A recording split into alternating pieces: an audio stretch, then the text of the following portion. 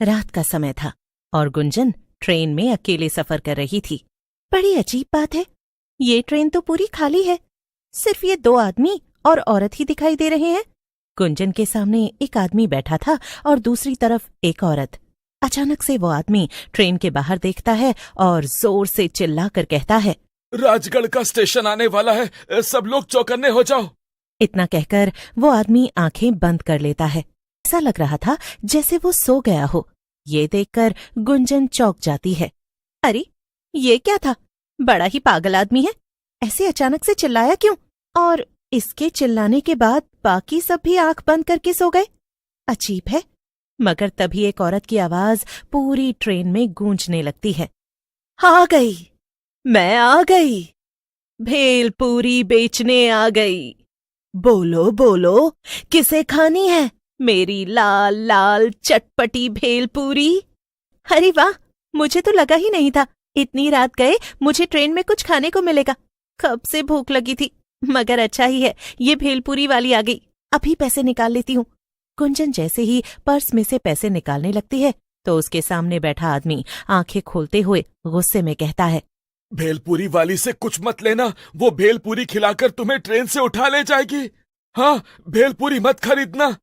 वाकई में बड़ा अजीब आदमी है, कैसी बहकी बहकी बातें कर रहा है। अरे मुझे भूख लगी है तो मैं भेलपूरी क्यों ना लूं? हाँ, बड़ा आया। तभी लंबा घूंघट डाले वो भेलपूरी बेचने वाली औरत वहां आ जाती है और गुंजन की सीट के सामने रुककर उससे कहती है, ओ दीदी, चटपटी मसालेदार भेलपूरी ले लियो, बड़ी मजेदार है। हाँ हाँ, मुझे लेनी है तुम्हारी भेलपूरी, मगर ये बताओ कि कितने की है एक प्लेट? अरे ले लो, पहले खाकर तो देखो, फिर बताएंगे दाम। अच्छा ये भी सही है, लाओ फिर खिलाओ। गुंजन औरत के हाथ से भेलपूरी ले लेती है और खाने लगती है। वाह, अरे वाह वाह, क्या भेलपूरी बनाई है, मजा ही आ गया। और ये पागल आदमी मुझसे कह रहा था कि मैं भेलपूरी ना खरीदूं। अच्छा अब बताओ इसके पैसे कितने हुए? लेकिन वो औरत कुछ नहीं कहती, उल्टा जोर जोर से डरावनी हंसी हंसने लगती है।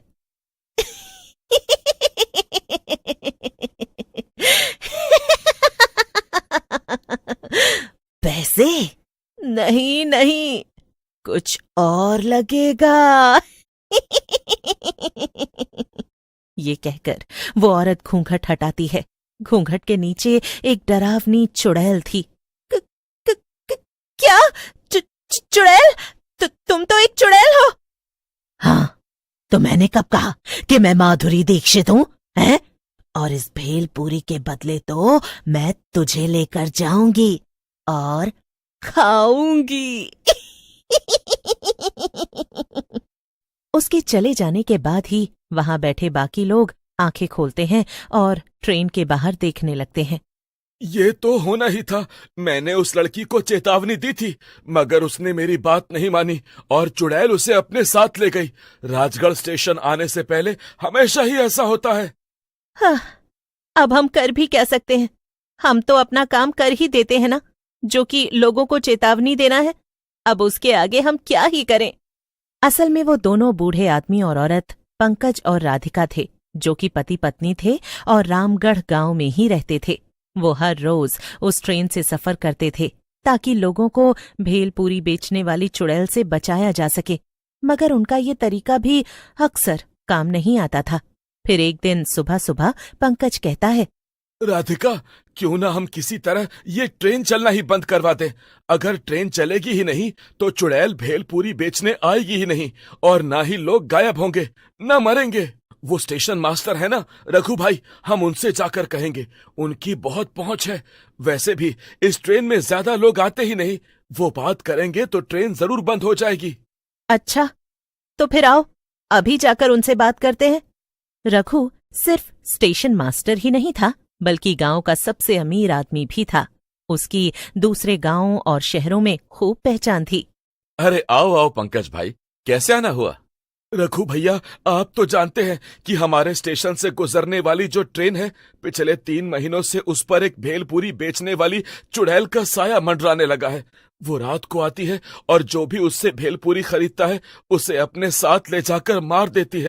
हाँ हाँ, मैंने ऐसी बहुत सी अफवाहें सुनी है, पर मैं क्या करूं? भैया, आप ना ये ट्रेन ही बंद करवा दीजिए। ट्रेन बंद हुई तो ना तो भेलपूरी बिकेगी, ना लोग गायब होंगे। क्या? एक चुड़ैल की कहानी के चक्कर में ट्रेन बंद करवा दूं? अरे मैं बड़े साहब लोगों को जाकर ये बोलूंगा तो वो मेरे ऊपर हंसेंगे, समझे? मगर रघु भैया, सच तो यही है ना? जो ना माने उससे ट्रेन में रात में सफर करने को कहिए, फिर वो भी इस पर यकीन कर लेगा और ट्रेन बंद करवा देंगे। बेचारा पंकज उदास होकर वापस अपने घर आ जाता है। कुछ नहीं किया ना रघु भैया ने, मैंने तो पहले ही कहा था। अब आप काम पर जाइए और रात में जल्दी लौट आइएगा, हमें ट्रेन में भी जाना है लोगों को बचाने। रात होते ही पंकज और राधिका फिर से दूसरे गांव के स्टेशन पर पहुंच जाते हैं और अपने गांव जाने वाली ट्रेन में बैठ जाते हैं। राधिका के पास बड़ा झोला था, वो उसे खोलकर पंकज को दिखाती है तो पंकज चौंक जाता है। उस झोले में बहुत सारी भेलपूरी थी। हाँ, जब आप काम पर गए तो मुझे एक आइडिया आया और मैंने खूब सारी भेलपूरी बना ली।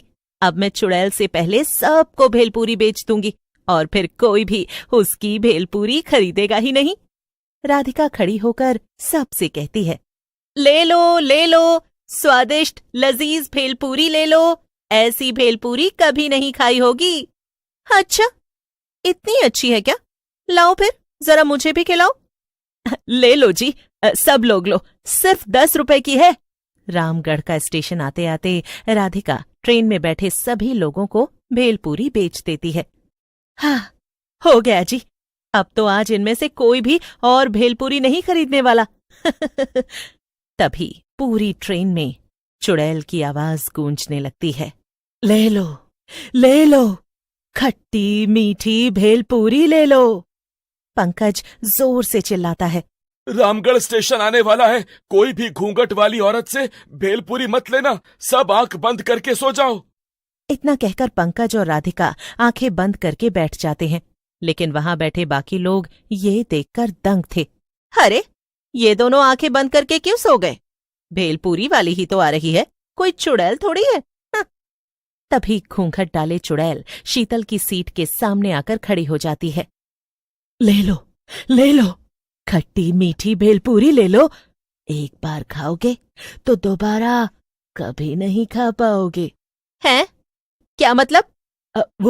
मेरा मतलब, एक बार मेरी भेलपूरी खाओगे तो दोबारा कहीं और से नहीं खाओगे। हाँ, वैसे तो हम पहले ही भेलपूरी खरीद चुके हैं, मगर तुम अपनी भेलपूरी की इतनी तारीफ कर रही हो तो खिला ही दो। हाँ, लीजिए ना। लेकिन चुड़ैल शीतल को भेलपूरी देती इससे पहले ही राधिका बीच में बोल पड़ती है, नहीं, इसकी भेलपूरी मत लो, ये एक चुड़ैल है, ये तुम्हें ले जाएगी। क्या? कुछ भी? मैं सच कह रही हूँ, तुमने भेलपूरी खाई तो ये तुम्हें ले जाएगी। अच्छा, मगर मैंने तो तुम्हारी भेलपूरी भी खाई थी, तुम तो मुझे चुड़ैल बनकर अपने साथ नहीं ले गई। देखो, मैं तुम्हें चेतावनी दे रही हूँ, इसे मत खाना। शीतल जैसे ही भेलपूरी खाने जाती है, राधिका उसे रोक देती है और उसकी जगह वो चुड़ैल की भेलपूरी खा लेती है। वाह वाह, चलो फिर, अब मेरे साथ मेरा खाना बनने चलो। चुड़ैल राधिका को उसके बड़े भेलपूरी के झोले के साथ उठा लेती है। ये देखकर वहां बैठे बाकी लोग चौंक जाते हैं। बेचारा पंकज बहुत रोता है, मगर वो कर भी क्या सकता था?